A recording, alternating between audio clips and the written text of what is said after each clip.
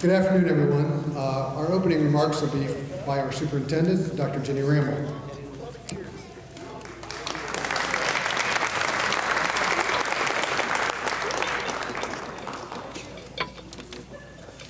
Welcome to everyone, and it is so great to see all of you because it is like, oh my gosh, I've known so many of you a long time ago. Not quite that long, Keith, so you don't have to worry. Welcome to our 9th Hall of Fame ceremony. This is just a great tradition that has been begun. So welcome, and a special welcome to our board members. I know we have Sam Huffman, he's our board president. We have Shelley Swider, where's Shelley? Shelley's back there.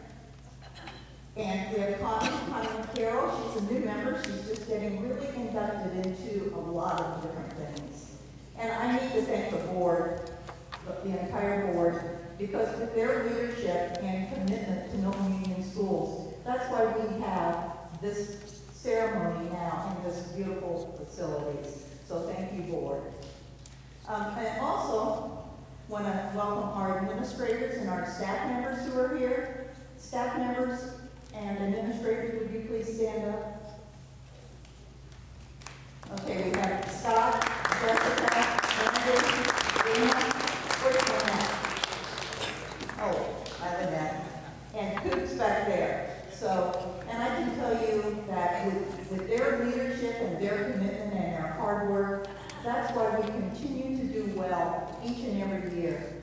This year alone, we have pulled in close to 170 students from other districts who want to come into Milton Union Schools. What a tribute that is, and that is because of the hard work of our staff. So thank you, staff members. And we have Andy Brackman. And Andy's got some juniors and seniors here, wonderful kids. And I'm sure those young people someday might be up here getting inducted into the Hall of Fame as well. So thanks, Andy, for doing that each year. And I want to say just a welcome, special welcome to our 3 inductees, actually 4. We have 3 in attendance. And first one, Courtney. You know, if you ever ask anyone to do something for Milton Union Schools, Courtney is always going to say yes. He is just like the person sitting beside him. Anytime I ask Doc, yeah, he doesn't even think. But Courtney serves on our Superintendent's Advisory Council, and he's such a forward thinker. He critiques, he thinks. Oh my gosh, Josh Cooper.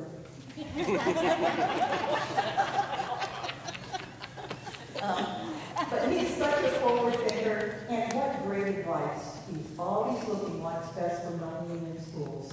So Courtney, thank you, and thank you for your allegiance to the Bulldogs.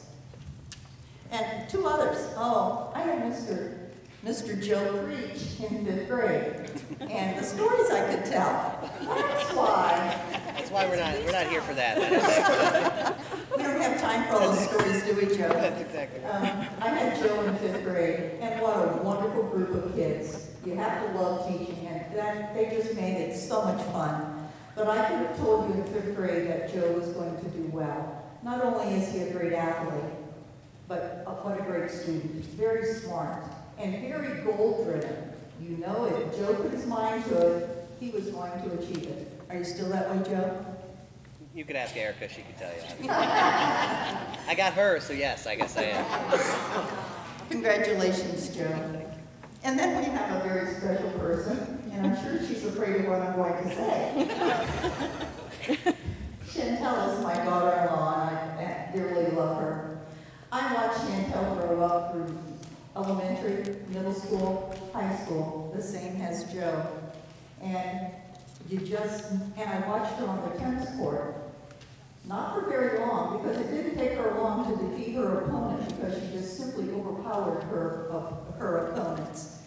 But I will say the best thing that Chantel has done is she and Doug produced 2 wonderful young ladies and have given Mark and I and Janie and Roy 2 wonderful little girls, Alexis Jane and Lizzie Lou. So to everyone, welcome, enjoy the evening. It's just such a great time, and enjoy it. Thank you.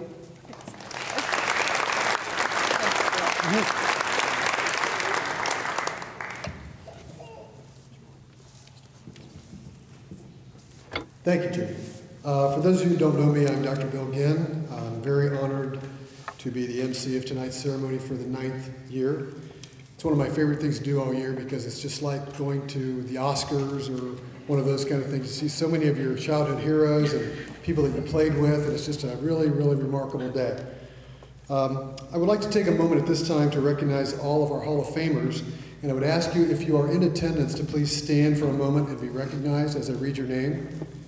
Diana Broombaugh Finfrock. Tom Gingrich. Chuck Green. Kelly Behrens Hoffman. Bob Schul. Melissa Marshall Vance. Bill Fox. Steve Huffman.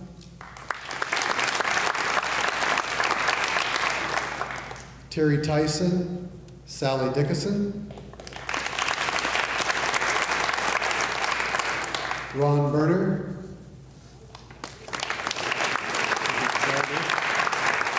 Mike Kelly,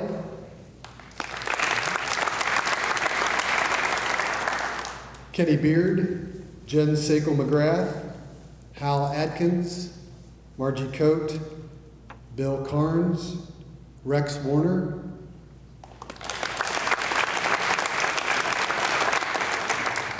Sharon Paul, Katera Swank Sweargen, Todd Berner, Ralph Hildebrand, Dave Fine,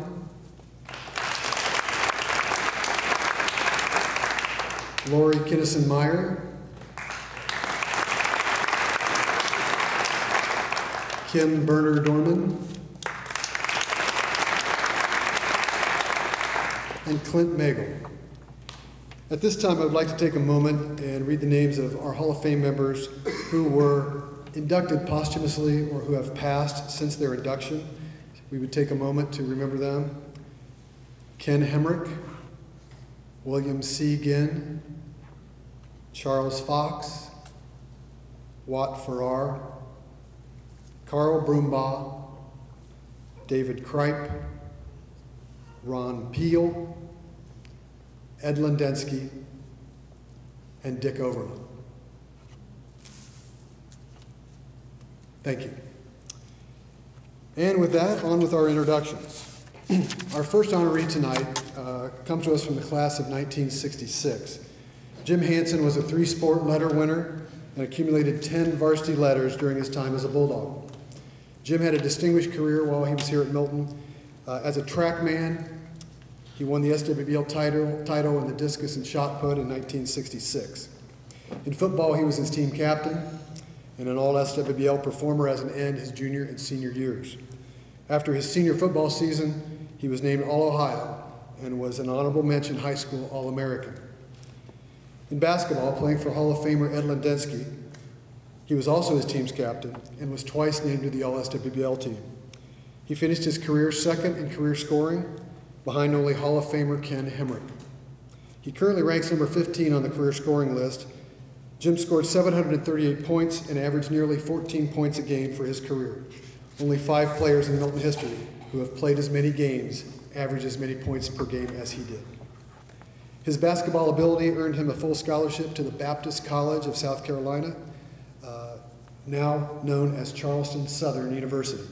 In 1977, 7 years after his graduation, Jim was inducted into the Baptist College Athletic Hall of Fame.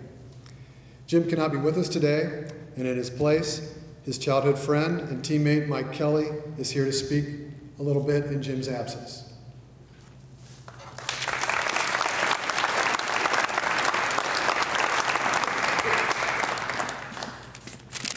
Thank you, Doctor. Appreciate that.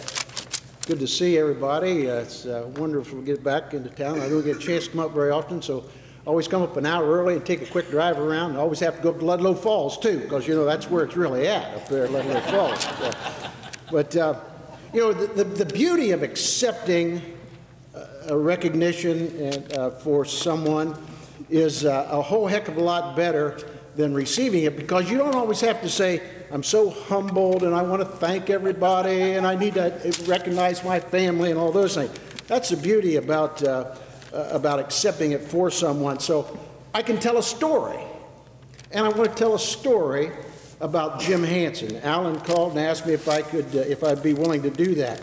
So I would like to tell a quick little story. It's the summer of 1958.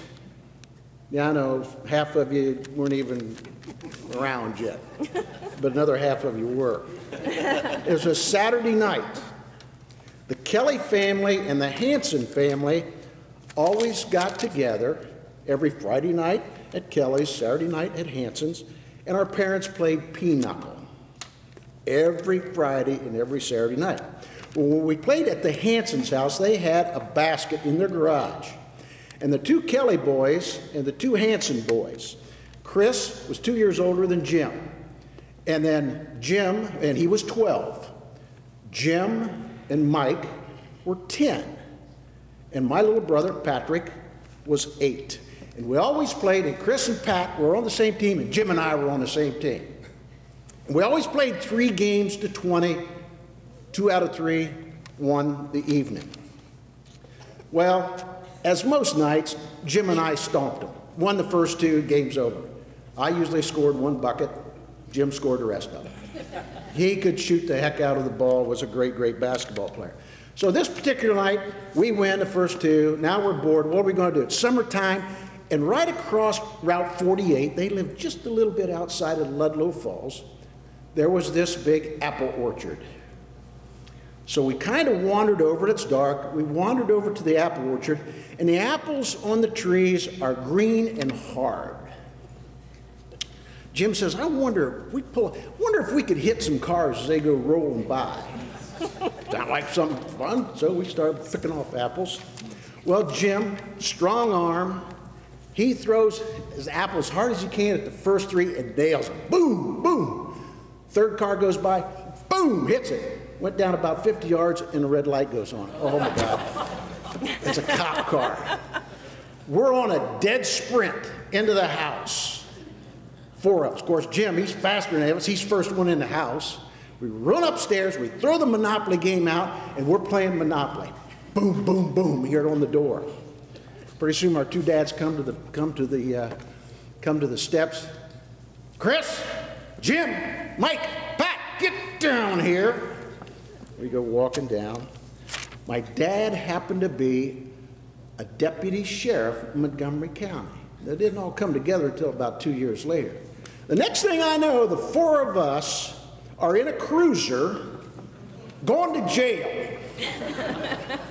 Our dads decided they were going to teach us a lesson. And so we sat in jail for about 2 hours, scared stiffness. I remember the cops saying, what do you think's going to happen, boys? Jim, he kind of mumbled something, well, probably never get to play baseball, probably never get to run track, probably never get to play football again. Tears run down his face. I'm crying. Chris, he's older, so he's kind of wondering what the heck's going on. My brother, he thought it was funny. He's laughing. He thinks it's hilarious. So here we are in jail. Fast forward 8 years later. Jim's throwing the shot and discus, setting all kinds of records for Mr. Bill Ginn. He's rebounding baskets and scoring all kinds of points with Alan Smith for Coach Lindinsky. And he's catching passes and running like heck. Just great speed for a big old tight end could block for Coach Farrar. All 3 of them in our Hall of Fame. Now, if you want me to, it's up to you. Now, you know we're talking about a jailbird here. If you want me to accept in Chris's behalf, I'll do that tonight. But if you say, then I'll go sit down, we'll have dinner and forget about it. What do you think? Let him in? Let's let him in.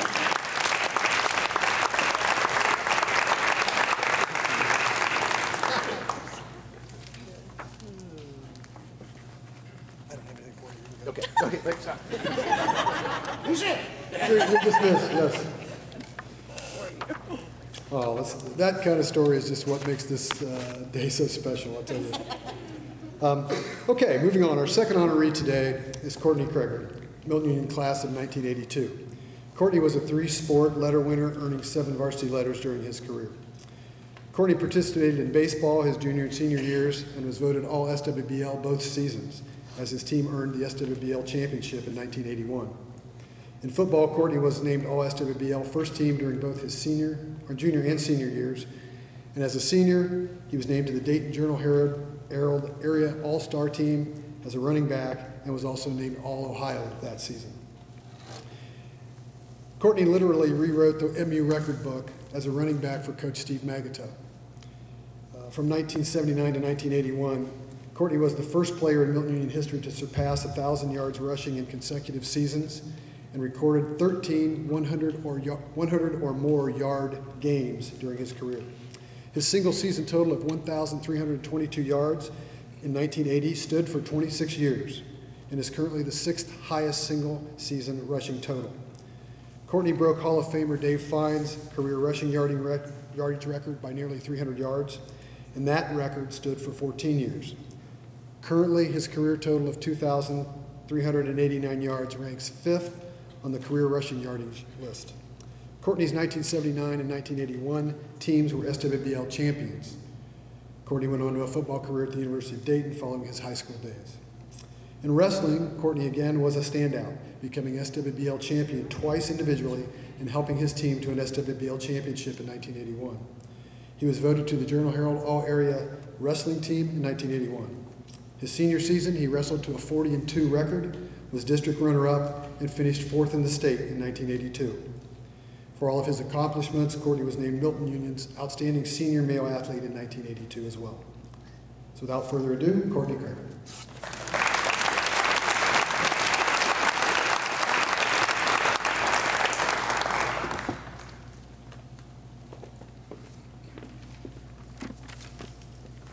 All right, Eddie, you ready to come up here? There's a lot of people a lot better at this than I am, but this whole throwing things at cars, you guys might have started it, but we kept it going. We did a lot of that. I'm not going to talk about that today. A long time ago, can't believe it, 32 years ago, graduated. Overwhelmed with this whole thing. I really don't feel worthy of it. Kind of embarrassed, really, because you know, growing up, you looked up to a lot of great athletes in Milton, a lot of tradition. I played with a lot of great athletes. A lot of them are here today, and a lot of Hall of Famers in a lot of ways, a lot of Hall of Fame families. Okay, I get this from Keith. Hard to get through sometimes. All right, start with a story. Greg. Norm's here today, Greg Yaley and I, and before my junior year in football, summer, 2-a-days, and coaches never call for curfew. I mean, you have a curfew, but they never call. Well, guess what? We're out at Randolph's swimming. It's curfew's 9 o'clock. It's, I don't know, 8:30 something, and I'm with Greg, and we need to go to McDonald's to get something to eat. So we're going to drive to McDonald's and get something to eat. Get home. Guess who called? Coaches. We were an hour late for curfew, and we got to the next day. We had a rough little morning meeting, and we weren't the only two. I think Richard was out fishing. He got a few, one lap for every minute you were out past curfew, and had to get it done before the first scrimmage, or you couldn't play in the first scrimmage. So that was a week, 5 days, 2 practices, 1.5 miles after each practice we had to do. So we had 60 laps to do, 1.5 miles each practice. So Greg and I, we go out there, and if you know where the old high school is, you have the locker room and the benches there, and the coaches always sit on the benches. So Greg and I go out, and after about 1 lap of going around this thing in 90-degree August humidity, we decide we're going to go halfway, sprint across the middle of the field, and just kind of hang out there for a while. Then we're going to come out and start jogging, and we're going to keep doing that. And we did that for our 6 laps that day, and we did it 2 or 3 days, and then one day we're going out of there, and it was either Coach Ison, he was coaching, or Booter, Pat Kelly, come to us and said, you know, I was leaving up there and I saw you guys what you were doing. If you guys run your laps, I won't turn you in. We said, oh, of course we'll run our laps. We never run our laps. That was fun. Did you know we did that? No? All right. So one other story. Chantel's getting inducted, and after high school played a lot of softball. And played softball with this guy right here. And I'm sure, I don't know about athletic ability, maybe competitiveness probably comes from you. And he was our Canham Car Wash, Dick Dodson's team, played with a lot of Bulldogs, Jeff Barry and Losey and Trent Thompson, Scott Strain, and it was a lot of fun. And Roy was one of our pitchers. And he'd be out there pitching. In one tournament we were playing in, he was pitching, and he didn't like the way they were calling balls and strikes. And Roy used to play fast pitch softball, so the next pitch was a fast pitch softball. And he got the umpire's attention and got warned, and then we moved on. But anyways, this Milton Union, West Milton, for me, you know, that's where I was pretty much born and raised. It's been an amazing place, and I think the time we grew up was an amazing time to grow up in the 70s and the early 80s. You know, it's hard to describe if you didn't experience it at the time, but it was pretty cool. I can remember my dad said, drop him off at Pee Wee football practice in 4th grade. I had no interest in playing Pee Wee football in 4th grade. I was in the creek doing all the stuff that you do when you're young, and you know, they told us to get salt tablets to keep from dehydrating, and then if you got in trouble, you had to go run and get a leaf and back. And we did a lot of that. But anyways, the thing about all that from then until about 8th grade is when you get through athletics, you end up meeting a lot of friends, close friends. And through sports, through football, we're playing basketball and summer baseball down at the park. But you know, you started with your own grade, and in our group was pretty much Eddie Lindinsky, Richard Berry, Ken Sargent, Tim Ballou, Greg Yaley. And most of these had older brothers, several older brothers. I mean, Sargent's had 6 brothers. So I got into this group, and I was definitely the softest in the group. I mean, Eddie might have got beat up by his older sister, I don't know, but he didn't have an older brother.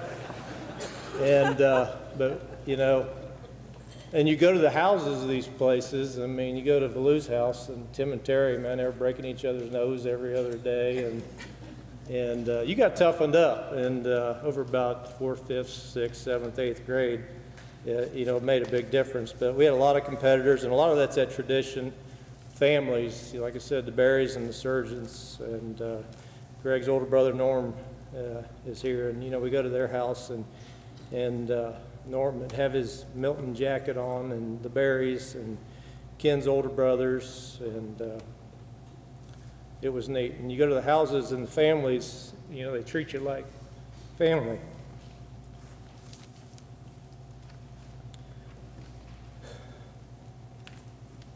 They treat you like your mom and dad, even if you needed a little correction, right? You get that too. I remember playing summer baseball, and Dan's dad, George, was our coach. And me and Andy were on the same team, which if you're 1 year apart, you'd be on the same team 1 year, and then you'd be separated. But the ball would land between us, and then we'd start arguing and fighting during the game while people are running around the bases. And so the next time we were supposed to be on the same team, my mom volunteered to be there twice as long and put us on separate teams. Because we pretty much fought all the time, all the way up until about junior year in high school, sophomore, junior year in high school, because then we're on the same team. 6th grade, big coat to All-Stars, that was a highlight. Big Ed Lindinsky, Hall of Famer, taught me how to hit a baseball. And, you know, we talk about the one pitch game you'd have. We had batting practice, you get one pitch, and if it was close, you better be swinging, because he was a strike whether it was or not. And then I get to high school, and Coach Adams know what kind of hitter I was, and sometimes they were up here, you know. I'd look down and he'd be shaking his head because I swung at a high pitch or something, but that's what we learned, you know. If it was close, you better get it. And Big Ed kept it simple. See the ball, hit the ball.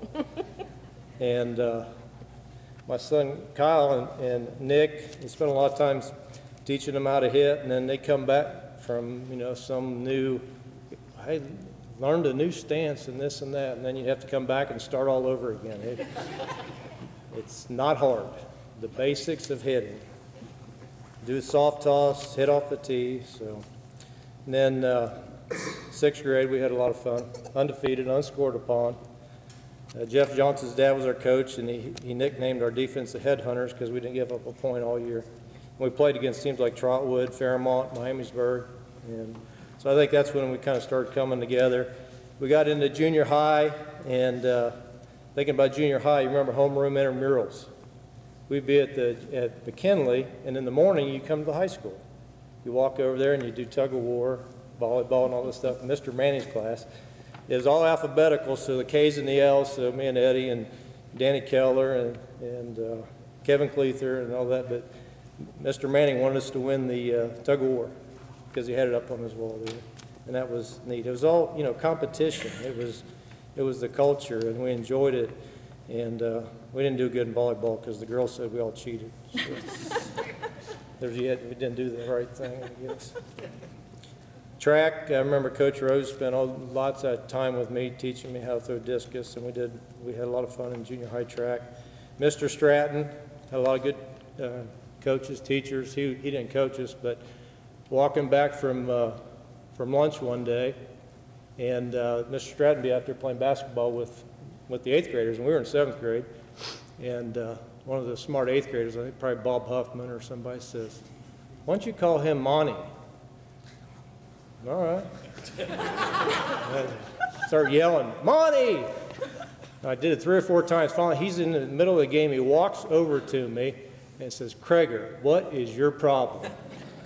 And I figured out that wasn't the right thing to do at that time.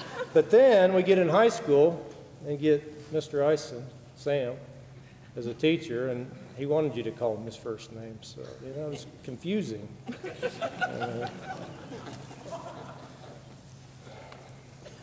Freshman football, Coach Barger. We had a lot of fun. We went undefeated, and last game of the year played Oakwood, lost a real close game, and the high school team was kind of messing with us on the bus. We actually jumped off the bus like we were going to fight the Oakwood's varsity team that year, but you know, it used to be Northmont growing up, and then it kind of switched, and Oakwood kind of become our arch nemesis. Spent a lot of time summer baseball. Coach Huffman, Steve and Bob's dad, great, and Jose Lopez, summer baseball, won a lot of games. Bud and these guys introduced us to the drive-ins, remember that. And get into high school, and all I can say is Coach Kaufman, Magato, Adams, Thompson, Kelly, you guys, a good thing you guys were young then, because if not, you'd be really old today. I think you guys are right out of college. So, probably the highlight my sophomore year was, it really had to do with the basketball versus wrestling. I played basketball. Me and Eddie played basketball together. He was the scorer, I was the rebounder, and our teams were not very good. And going into my sophomore year, Coach Tyson was like, "You need to play reserve basketball," and Coach Kaufman says, "Are you going to be a pumpkin pusher this year?" And Andy was already wrestling, and his whole clan, and they were tearing everybody up. And my dad wanted me to wrestle, and I can remember the day of practice coming down the stairs, I had my basketball stuff. Because even after all that, I knew that, you know, I could play basketball, but I didn't know about wrestling, and he gave me a look. He never said a word. And turned around, got different stuff, and you can thank my dad for that. I wrestled that year, first year I wrestled, my sophomore year. Doug Randolph, we wrestled a lot. Get Steve Gowdy, and Greg decided he didn't want to wrestle, so I got bumped up to 185, and Carolyn Ballou told me, I hung around their house a lot during wrestling season. And if I made it to district, she'd buy me a pair of red suede shoes because the Blues, they were at the leading edge of wrestling. Terry, he had like a purple, not pink, purple singlet, right? Yeah, and the red suede shoes. And if you went down to the sports center in West Milton Photo, there's like it's not like Dick's Sporting Goods. You like had one choice. Here's your black wrestling shoes, but you had a catalog or something. I don't know how you got them, but and I don't think you knew whether I was going to make it to districts, but I got third sectionals and made it to districts, and you got my shoes. And then actually Blake Schwartz asked if he could wear them his senior year, and he wore the same shoes.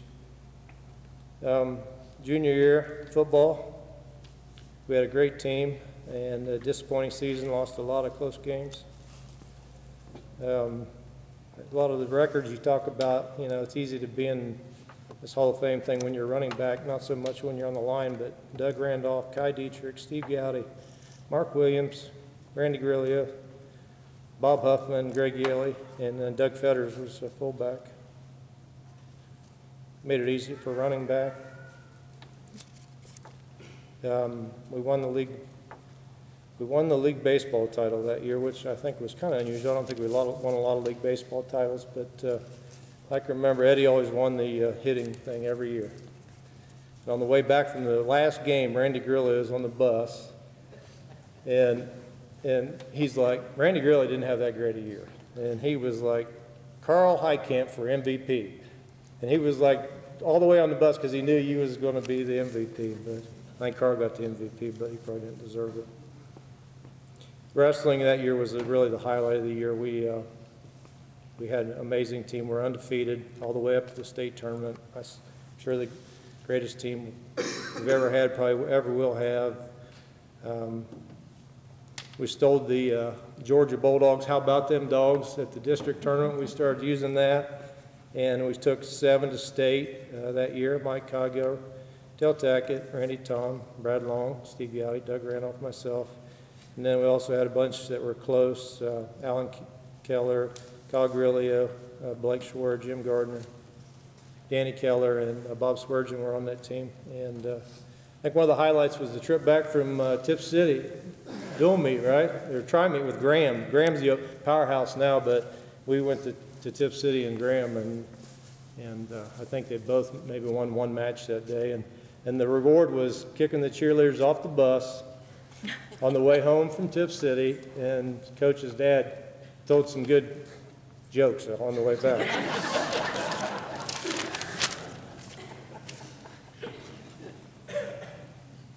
And then on to the senior year in the wrestling and being with Coach Kaufman and Coach Kelly, we call him Booter. What a duo, but our team didn't do as well as we wanted to, but we really only lost one dual meet. We lost to Troy, and I remember Tim bumped up a couple weight classes and knocked off Nick Finfrock, who was a returning district champion from the year before, which was amazing, especially considering what he was going through.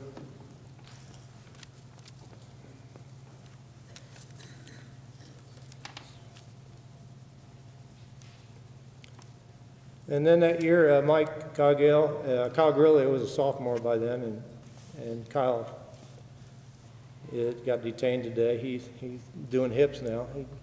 Coach Gowdy's 2 hips for him, and he's on his way. But super sophomore Kyle and myself, we went to the state, and Coach learned his lesson that year, thanks to Randolph and the others. We couldn't stay at the Holiday Inn across from St. John's Arena. We ended up out in the boonies. But that was a great tournament, and Coach Kaufman always believed in me.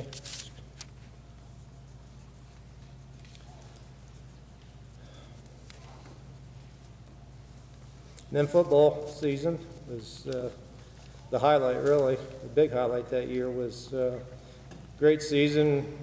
Another one of the great teams in Milton history. It was Storytale. We finished the year against Oakwood at home. Win the game and win the league. And Before the game, Coach Magato had us go around the locker room and dedicate the game. I remember my brother dedicated his game to me.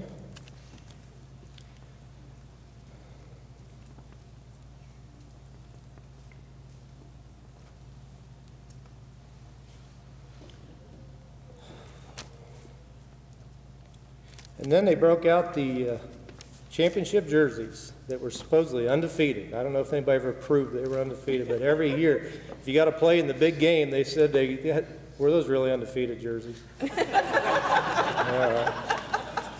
So that's what you were told. Has it ever been proven? And I remember I had Rick Sandiford's jersey, which was one of the guys I looked up to when they played with Russ Sargent in that 78 team. And Coach Farrar scouted a bunch of our games. I remember he brought that out, and he'd been to like every Oakwood game. And we were prepared. We played well. Greg scored all the points. I fumbled the ball. They ran it back for a touchdown, but we still won. And beforehand, they had organized all these, talk about the tradition and all these that come before us. And if you look at the banner, Milton football was major tradition, and someone had organized all these guys in their varsity jackets, and we come out of the locker room, and it was like all the way to the 50-yard line.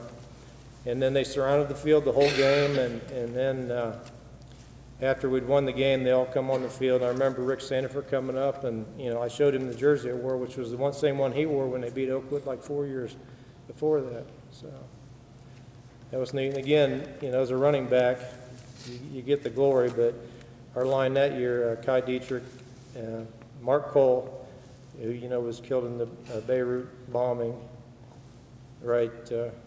not too long after high school. Steve Huffman, Kurt Kuhn, Dennis Hebert, my brother Andy, and Ken Sargent split the tight end duties, and then Greg was our fullback. And even back then, when we were on student body, left and right, quarterback was out there blocking too. So everybody blocked on those plays. And thinking back to the high school at that time, it was really special. The people were special, the teachers, the coaches. I can think about Latin class. There's like, who wants to take Latin? But we had like 15 people. Mrs. Coffin was our teacher. She supposedly didn't like athletes at all. And had Monica Grillia, Linda Hodson, Barry Karch. And what I remember about that, and looking back now, is in that one class we had 3 people who are doctors now. Dan Evans, Mark Brown, and Renee Motor, all doctors. It's pretty cool for a school this size.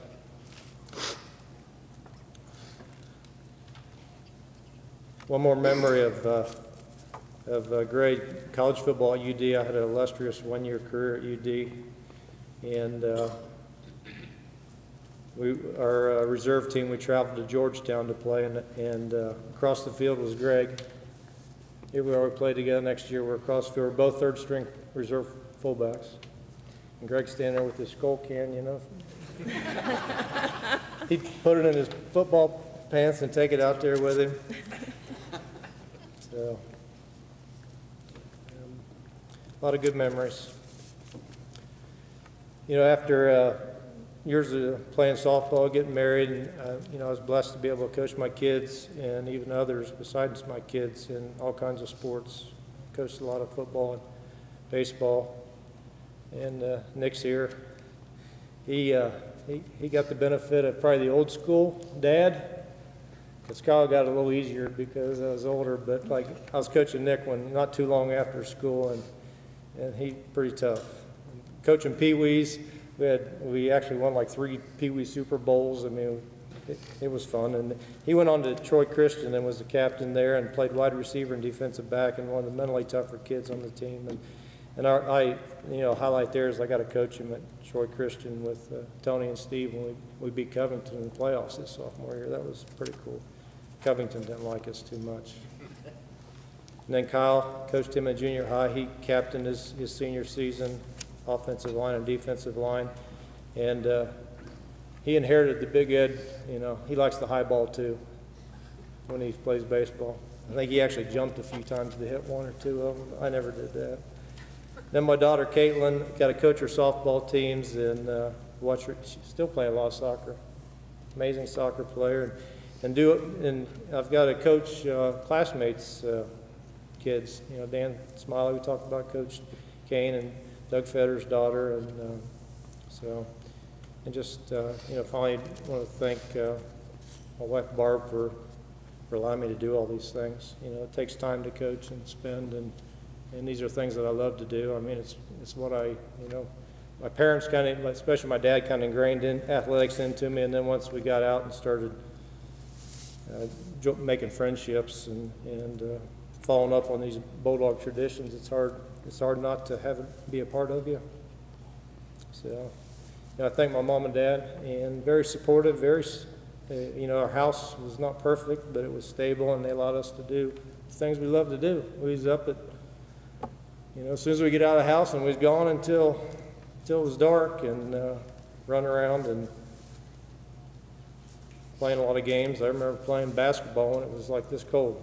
And we'd go down there to the barn and couldn't even bounce the basketball because we wanted to play athletics. But then just last, I know I've gone too long, but just wished Tim and Greg were with us today to help celebrate it. Thanks.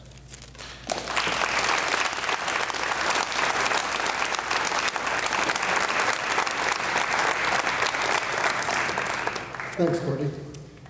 Next up is Chantel Van Dyke Ramel, class of 1986. Chantel won 8 varsity letters during her time at Milton Union, earning 4 varsity M's in both tennis and fast-pitch softball. In softball, Chantel was named her team MVP as a freshman and led her team to a Southwestern Rivers Conference championship in 1983. And that team won both the sectional and district tournaments that year.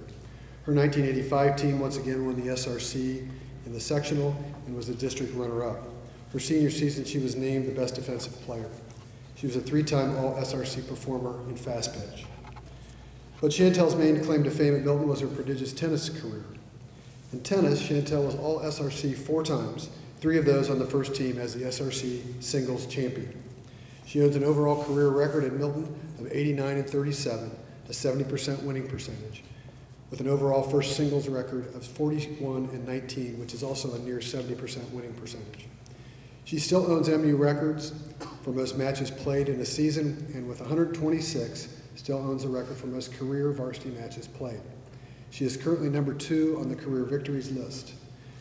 She reached the state tennis tournament twice with 2 different partners in doubles.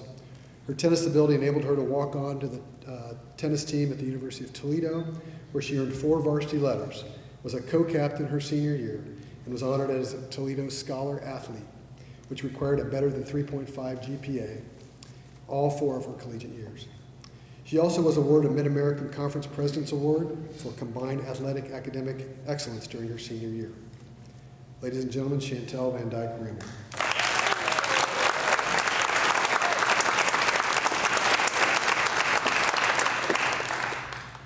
I'd like to thank the Academy. You did say I won an Academy Award, right? My only chance to do that. But the day Sharon Paul called to let me know about this award was a busy day. I was running between clients, stopping at school to see my daughter's community exhibition project, and mentally going through the list of things in my refrigerator, none which was going to make an edible dinner. Feeling proud of myself that evening, I told my daughters and husband, who quickly just wanted to know what was for dinner. Over the course of the night, my daughters became more interested. Will a limo pick us up and take us to the ceremony? Do they pay you cash for this award? Important questions. You see, our family lives in an avid sports community. The athletes my girl's familiar with, Peyton Manning, Andrew Luck, Tamika Catchings, quite some names to live up to. The expectations for mom were high. Upon further reflection, though, that phone call forced me to take time out of the busyness of life to reflect on what athletics has meant to me. Sports taught me what it was like to win, but also what it was like to lose. After a particularly bad softball game against Springfield Catholic, where I pitched not one, but a couple of balls over the backstop, I had to get out there another night and pitch in a sectional game and make me take an at-bat with the game on the line. After losing a tennis match to yet another girl from Oakwood, I and my teammates played and won other matches at sectional, district, and state. I thought about the best tennis match of my career beating the top 4 singles player in the MAC conference from Western Michigan, walking off the court triumphant. I thought of my childhood role models, Martina Navratilova, Chris Evert, on the way to 530 singles and doubles titles. They lost a lot of matches. So you might say, why does this matter? In life, sometimes things don't go as expected. A devastating diagnosis, death of a child, boyfriend relationship, career challenges, so many things do not go as you maybe planned or wanted. Chris Evert summed it up well in her 1989 retirement article in Sports Illustrated. She said, "Tennis is really a lot like life. Working hard in a rally, exploring openings, taking risks, making the points, missing." She was right. Athletics helped teach me when facing adversity, you get back out there, fight, try again, never give up. That's why I think it's important my daughters, Alexis and Eliza, nieces and nephew, and all other athletes need to understand what it means to win and also lose. There are always winners and losers, and that's okay. It's what athletics and life is all about. That day, I thought specifically about Sharon Paul. I knew the day you called me, you were fighting your own battle. As we talked about that, I got the feeling you were up a set and a break to a very tough, unpredictable opponent. Your positive attitude and determination did not surprise me in the least. I think about how you never let me win when we practiced. Never. I think maybe you ran me, and then you just beat me, and beat me bad. But a competitor in every sense of the word. Through this induction process, I reread the detailed end-of-season letters you wrote about my strengths and weaknesses. You'll be glad to know my forehand has improved. But I want to thank you for taking time for those words of encouragement and for challenging me to be a better athlete in person. You have made a difference in my life and helped shape who I am today. I've worked in the nonprofit arena for quite a few years and now work for Girls Inc. of Indy. Our programs in schools and community centers teach girls to be strong, smart, and bold. I'm thankful I have this opportunity to quickly and publicly thank a few of the other people who have instilled those characteristics in me. First of all, don't cry. I haven't said anything. First of all, my mom. You did not miss a match or a game. You cheered me on each step of the way, maybe even verbally abusing a few opposing teams, parents, umpires if warranted. I'm happy now you get the opportunity to watch the matches, games, and swim meets of your granddaughters. I thank my dad for playing softball, tennis, foursquare, tetherball, horse, croquet, you name it, we played, competed. He always made me play hard, do the best, and follow the rules. And the funny thing is, Courtney, my story is, I had to follow the rules, but yeah, you've seen him give the sign to the catcher, and he whipped one in. He whipped a fastball in a slow pitch softball game. That was more than a couple times. But my little sister, Chantel, for watching more matches and games than she probably wanted to see me play. She became a great athlete in high school and college as a better person. My grandma, who's down here, we graduated 50 years apart from Milton Union. At age 95, she's still a great role model, friend, and someone my girls like to beat in a game of Old Maid. And actually, she was one of the original basketball players. They played half-court basketball in a dress because they didn't want you to tax you too much or get too tired. So women's athletics has come a long way. So my husband, Doug, encouraged me when I walked on at the University of Toledo. It was intimidating to no longer be at the top of the challenge ladder. At Toledo, our first singles player, Lisa, her family was runner-up for USTA National Family of the Year. Her sister was the #1 player in the nation. They were good. I was not that good. But he helped build my confidence as I played challenge match after challenge match and had to go on to be co-captain with her my senior year. To my daughters, Alexis and Eliza, thank you for your unconditional love every day, and you've made me a better person. They've also taught me that motherhood is probably the ultimate endurance sport. Thanks to Nikki, Lori, Gail, and my other family and friends who came here to be with me tonight. Thank you to my other coaches, Margie Coates, Sally Dickinson, Penny Dean, Barb Lawrence. You taught me the meaning of competitiveness, the joy of winning, and to be graceful, at least somewhat, in defeat. Last but not least, my teammates. especially Lori Simon, Pam Brown, Gail Landis, Gina Hessler, Lisa Donnelly, Lisa Ambersetti, and too many other softball or tennis teammates to name.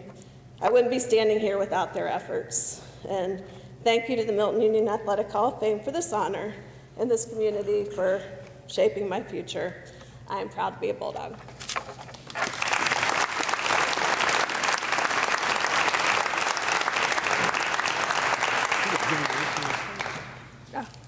Oh, that's a good prize. That's a good prize. And our final honoree tonight from the class of 1996 is Joe Cree. Joe earned 9 varsity letters during his Milton Union career in baseball, football, and wrestling. Joe was voted All-SRC in baseball and football his senior season and was elected as team captain in both of these sports. But we all know Joe as one of Milton's greatest wrestlers ever, and the only state champion to ever come out of our school. He was a 4-time Southwestern Rivers Conference champion, a 3-time sectional champion, a 2-time district champion, and finished 6th in the state his sophomore season. His overall career record at Milton was 124-16, an 89% winning percentage. Joe never lost a match when he wrestled in his home gym from junior high all the way through high school. He came to achieve his ultimate goal in 1996 when he won the Ohio High School Wrestling Championship in the 119-pound weight class, despite being picked to finish 4th by the Brakeman Report that year. In 1996, Joe was voted Milton's Outstanding Male Athlete. Joe Cree.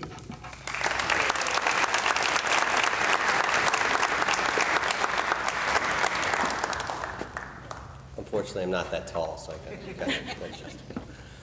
So I almost brought my program up here because I didn't write anything down, because I do much worse when I write stuff down as if I don't. So first, I'd like to start by saying thank you, and I'm very honored to be a part of this. As Courtney said, it's kind of weird to be put up for something that happened so long ago. But it was really good to get the call, and very strange. I don't know.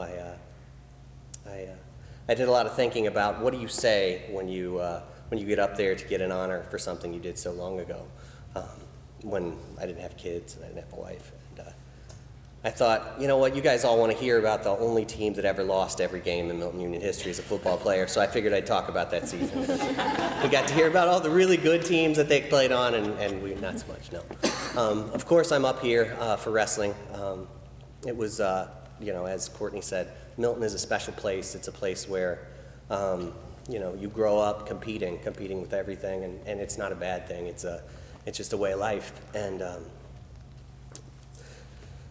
2 of my best friends are here. They were with me when through everything that we went through. I started wrestling in the 6th grade. We went to a Tip City, and Tip City had an open meet, and my younger brother Nick won the tournament. My older brother Randy won the tournament, and I went 2 and out. And I decided that day that I would play basketball in the 7th grade. I thought that was the best option for me. It was probably the best thing I could do. And Randy disagreed, and he disagreed strongly, to the tune of holding me down and forcing me to wrestle. And it turned out to be a pretty good thing. In junior high, I lost 1 match. In high school, I did well. It's hard to, I don't do a very good job of taking awards and stuff like that. So, but what I do want to make sure that I say is, it's overwhelming to be put in a Hall of Fame with somebody as prestigious as Mike Kelly and Bob Schul, and I can't imagine that I deserve to be in that class and that group of people. I thank you guys for putting me in, and I want to say, I'm in here because I was a wrestler. I'm in here because we were good, but I'm in here because I did well in a tournament. I had a really good last match, as opposed to, I can think of at least 4 or 5 people who got 2nd in Milton. So to call me the best wrestler in Milton history is obviously not true. I was typically not the best wrestler on my team. I had Jason Walker there before. I had Randy. I had Nick, who was probably better than me.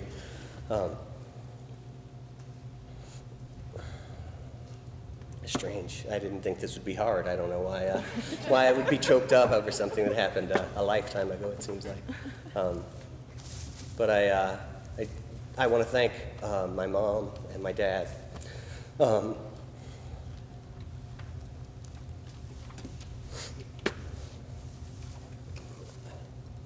They were at everything, anything that we did.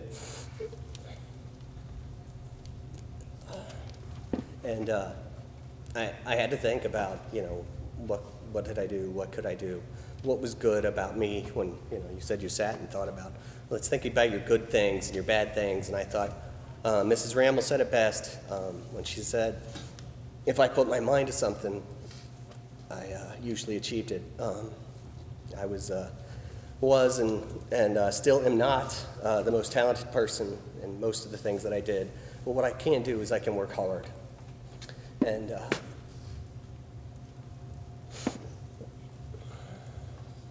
if that's one thing I could give my girls, then that would be a very good thing. I appreciate the time and being able to be put up here. I want to say, wow, this is an unbelievable facility that, being in Cleveland, I've not gotten a chance to come back and see.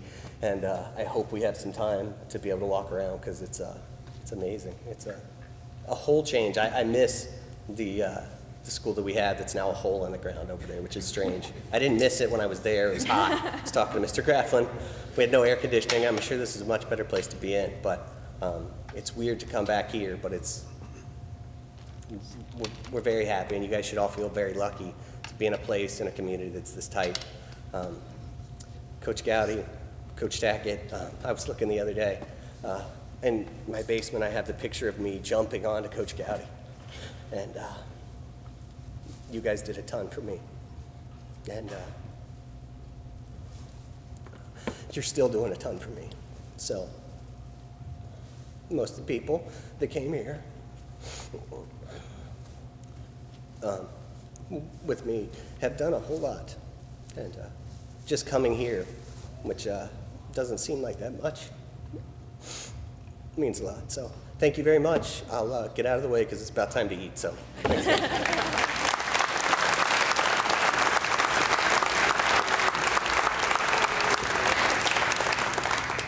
Isn't it wonderful to see the kind of emotion that can come out of people like that? Just thinking about their past and just having everyone here and the people you love, it's just a remarkable, remarkable thing. And we're all very lucky to be here and feel that, because you feel it yourself right in your heart as he's talking, as Courtney was talking, as Chantel was talking.